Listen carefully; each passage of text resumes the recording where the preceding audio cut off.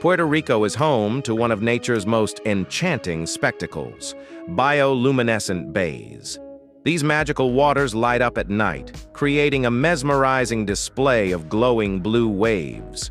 The phenomenon is caused by tiny organisms called dinoflagellates, which emit light when disturbed.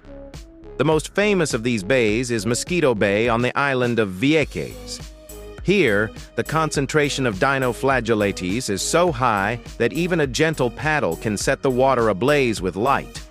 The unique conditions of these bays, including shallow waters, limited exchange with the open sea, and the presence of mangroves, create the perfect environment for these organisms to thrive.